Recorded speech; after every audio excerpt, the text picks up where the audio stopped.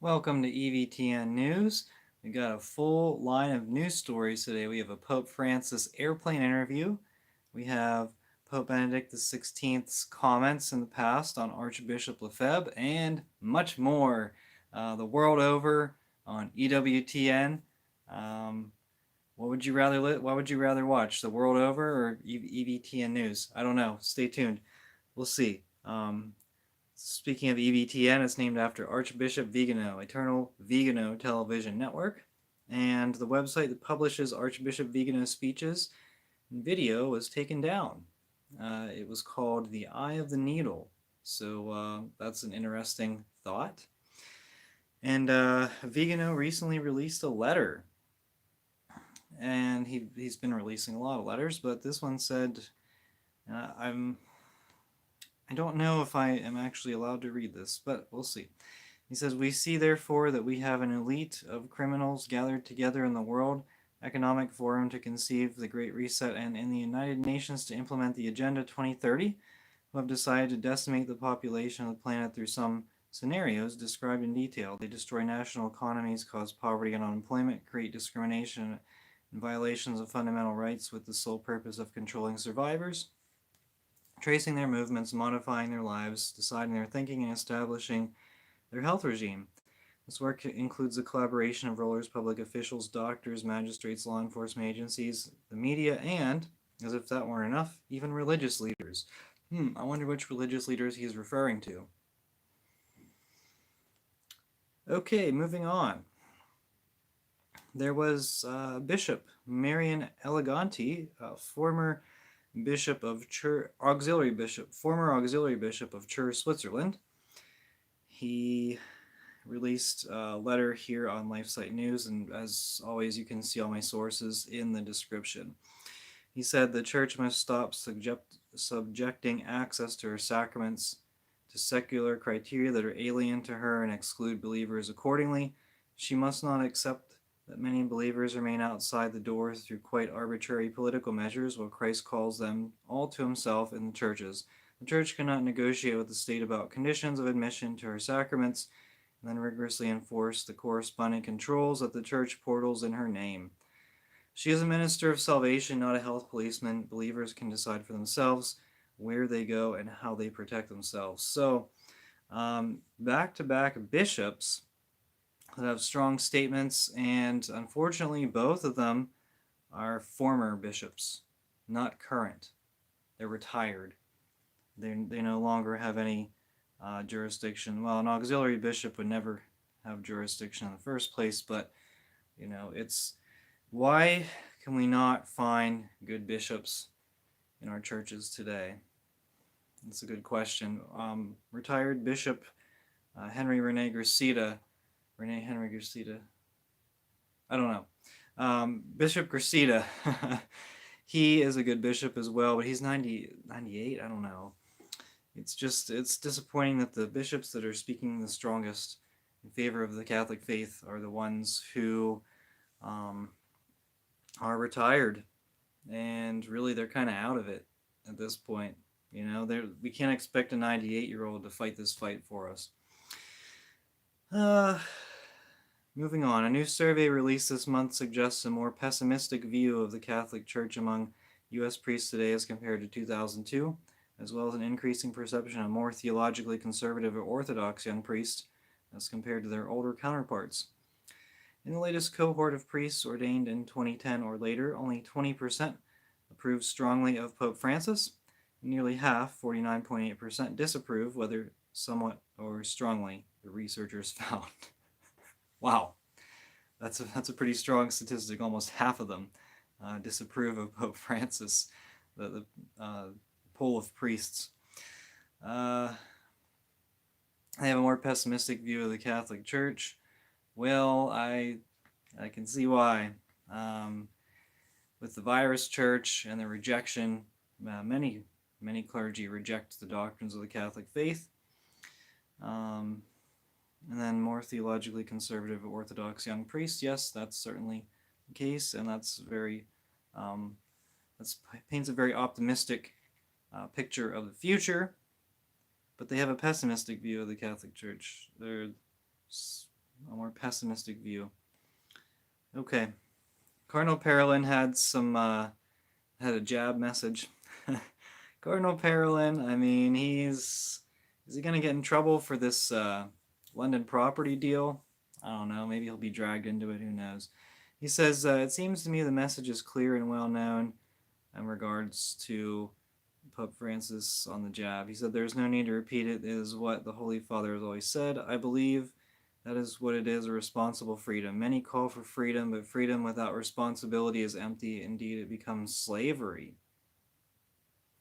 Therefore, responsibility towards oneself, because we see how the no jab people are affected by the disease, and responsibility above all towards others, which then the Pope summed up with this beautiful expression I like so much, but that in the end goes in this sense of an act of love. Okay, so we're hearing the virus gospel from the Vatican. Unfortunately, are we hearing the Catholic faith? Well, we'll find out in a minute and see what you think. After learning that students at Loyola Marymount University allegedly were required to include their preferred pronouns on assignments and are given the option to change their name and gender identity, and an alumni-led group is petitioning the Los Angeles area Catholic school to stop its institutional commitment to gender ideology. The petition partly stems from an email that a professor, Christopher Miller, allegedly sent to students on September 9th. He says, I added a new syllabus to Brightspace. That's a website, like an online learning website. And the one major change we all need to take note of is that all are required to include their gender pronouns next to their name in blog posts. I will count this towards your grade when I check for your name each time I grade the blogs. Don't send your kids to Jesuit college. That's really the message that tells you. I don't think I need to elaborate on that. Let's see here. Thank you everyone for joining the live stream. This is going to be some good stuff here. All right, so we get into Archbishop Alpetit's resignation, and this was posted by the Pillar before Pope Francis' airplane comments today. So I'll give you a little preview here. Remember, Archbishop Alpetit, he submitted his resignation to Pope Francis, and I said, I'd actually expected Pope Francis to decline the resignation like he did for several of the other bishops in Germany who, they submitted their resignations, but they probably had a predetermined outcome in that situation. And so I thought this could have been more of the same, but it wasn't, because Pope Francis accepted the resignation of Archbishop Michel Alpetit of Paris. Pillar says if the decision was taken by Pope Francis in response to the alleged 2012 relationship, which, what does he say? Archbishop Alpetit said he had an ambiguous interaction. I don't know. He said, anyway, the Pillar says it would signal a change in papal tolerance for episcopal misconduct. Bishops in France, Germany, and the United States have all been left in post by the Pope in recent years following scandals related to the handling of clerical abuse. The Pope's decision could also suggest that a determination of Alpetit's unfitness for the office was based on publicity rather than any actual misconduct. This is important because it takes into account public opinion. The Archbishop has said publicly that in 2012 he informed his predecessor as Archbishop of Paris, Cardinal André Vingtrois, about his relationship with the woman. Unless the Cardinal deliberately failed to inform Rome of the situation, both the Apostolic Nuncio and the Vatican would have been aware of Alpetit's relationship with the woman as early as 2013, and apparently did not consider it an impediment to his promotion to lead one of the most prominent sees in Europe. An article also cited anonymous sources criticizing the Archbishop's governance of the diocese, characterizing him as autocratic and dictatorial. The anonymous sources pointed to the removal of priests from various pastoral assignments as to the resignation of some chancery officials in support of their claims. And so basically this certainly looks like a popularity popularity decision, should I say, and then his priest didn't really like him, and so Pope Francis was more than happy to get rid of him.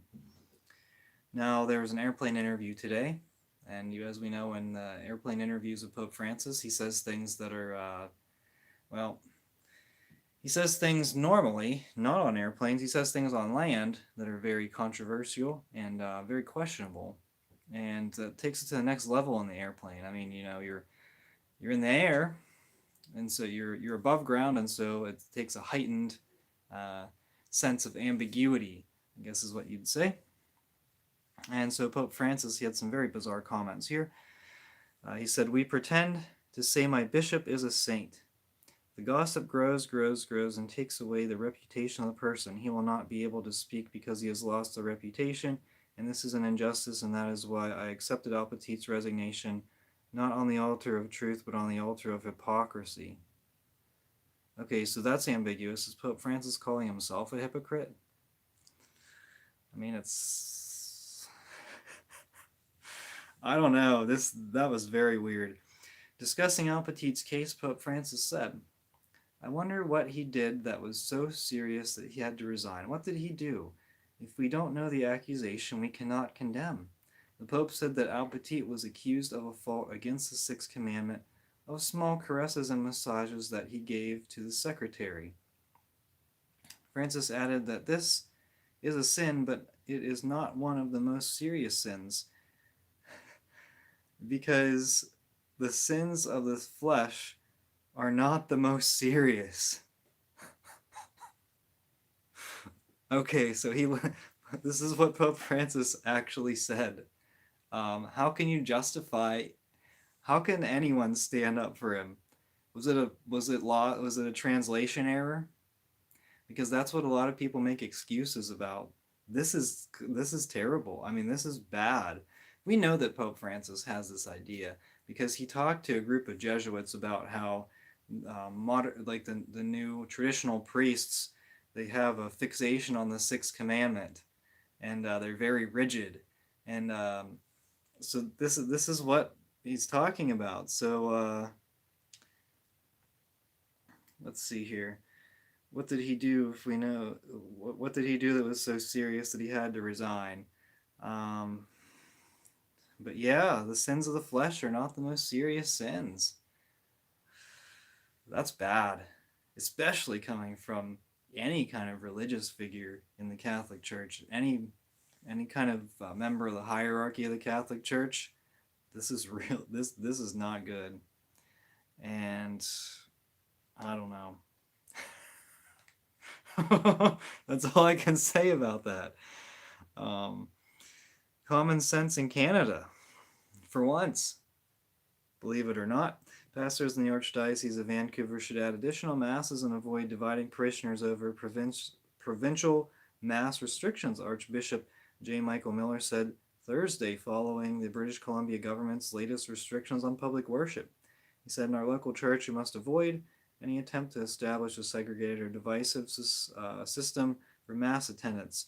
If your parish has masses where attendance is higher than 50% capacity, it is recommended that you provide at least one additional mass at up to 50% capacity." Here we go. That makes sense. Rather than having a passport system where you separate the jabs and the jab-nots, and this makes a lot of sense. So, good job, Archbishop. Hopefully there will be more common sense to follow. Patty said obviously he never heeded the warnings of Fatima. Yeah. Yep, and we still don't have that third secret either. What does the third secret of Fatima say? And how would it apply to today?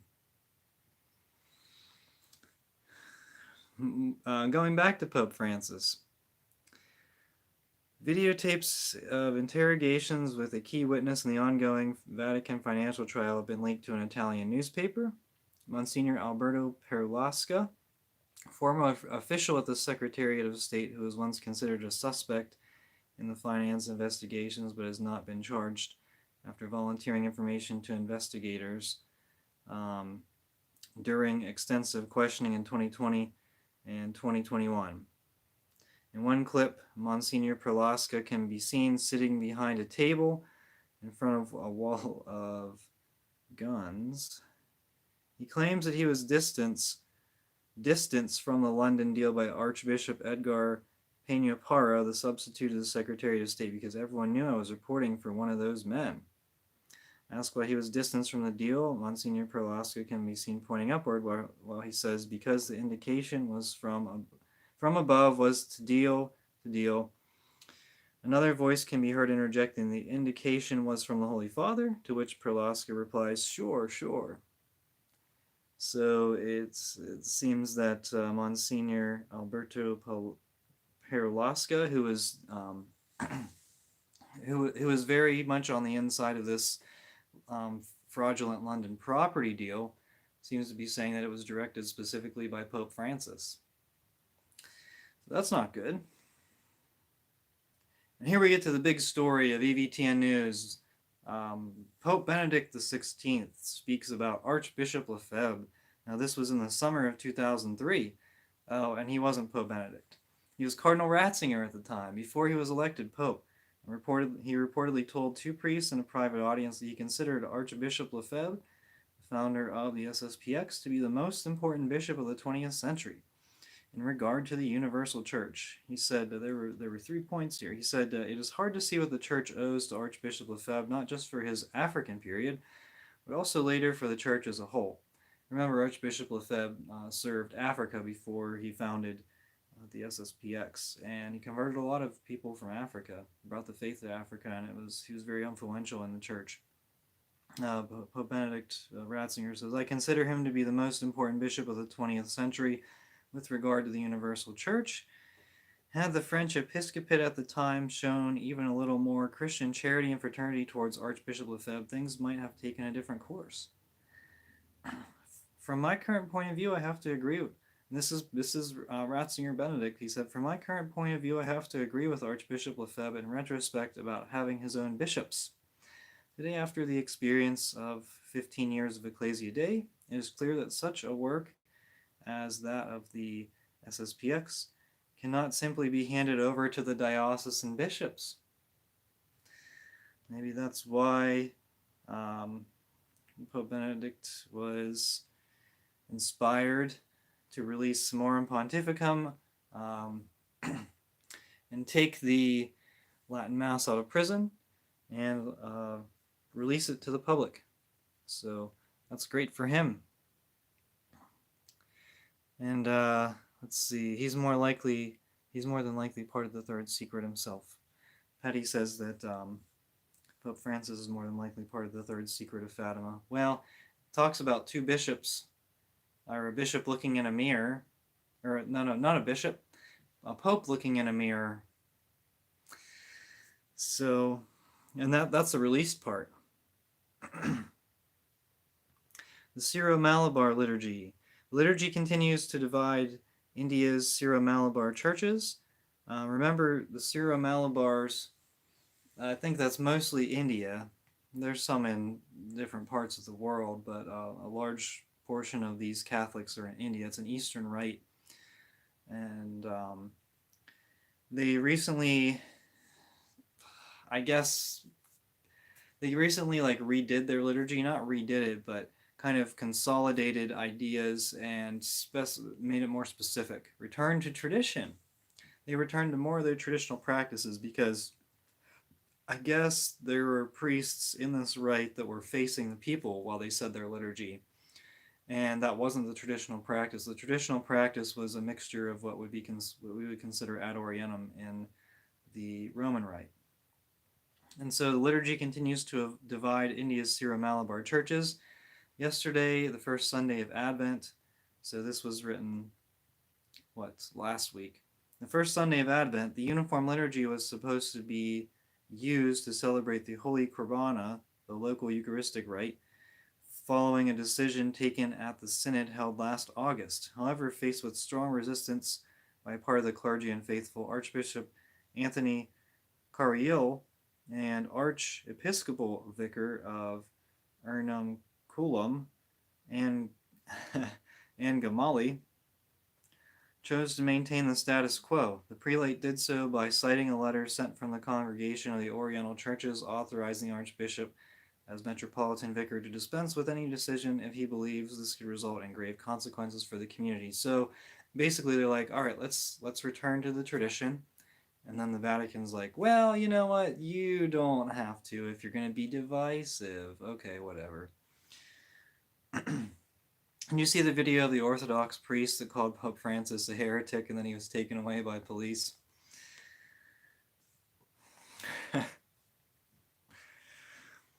Father Jesus Mary, Misigabeto. I believe he's from Africa, originally African.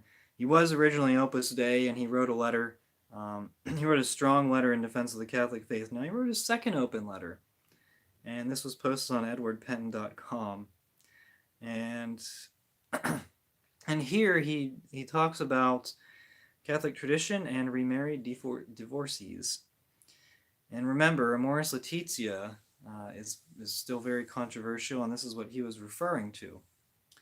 He said, I'm just going to read some clips from it. It's a long letter, but it's good, and we need more priests like this to speak out. He said, all cardinals and bishops of the Catholic Church are called in conscience by the Lord to answer the following two questions. Where is the truth? Is it on the side of tradition before Amoris Laetitia, or on the side of the new mercy, in quotes, mercy, inspired by Amoris Laetitia? With John Paul II and Benedict XVI, the Catholic Church seems to have reached the most advanced pastoral frontier in the matter of mercy. Before God, there is certainly a red line that must not be crossed, that of granting the sin of adultery or fornication to the remarried divorced. Seeing the problem of situational ethics in the pontificate of Pope Francis, I looked into suspicions about the invalidity of his election. However, these suspicions do not seem to be well-founded. Personally, I have no doubt that Pope Francis was elected to the See of Peter, but I also have no doubt that the current pontificate has opened the doors of the Church wide to situational ethics. We will come back to this in my next open letter. Next? Yes, because there are still other issues related to the same problem. In the meantime, let us continue to pray for Pope Francis and for the Church. Now, Father Jesus Mary, he was kicked out of Opus Dei. And this was why.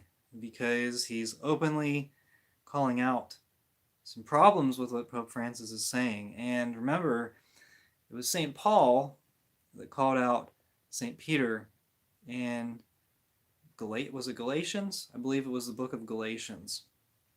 And so I don't think all of us are necessarily called to call out the Pope publicly, but I think that there's certain voices speaking up in today's church, and we need to listen. I mentioned several of them today, a few bishops, Father Jesus Mary, and stay tuned for his third letter.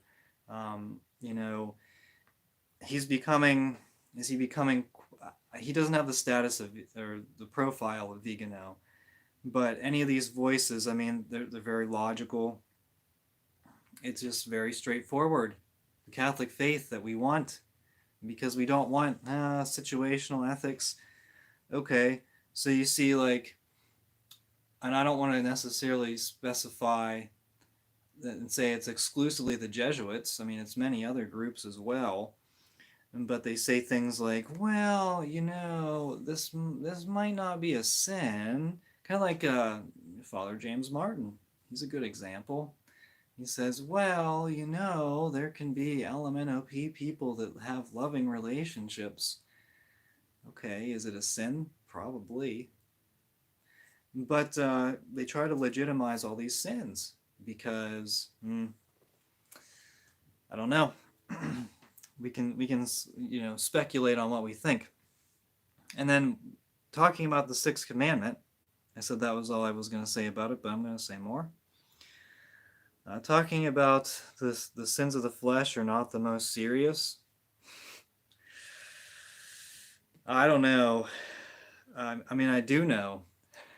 I would say I definitely disagree with that because they can be. And just ask people that have went to hell for it. Excuse me. So, the Pope Francis tried to say, okay, Alpetit didn't really do anything wrong. Um, is a sin, but not one of the most serious sins. Okay, and what is this going to lead to? De-emphasizing the sixth commandment. I think this is leading to a de-emphasis in LMNOP, because Pope Francis has certainly surrounded himself with individuals who are big fans of LMNOP. Some of them may even be LMNOP. Who am I to judge? How do I know? I don't know.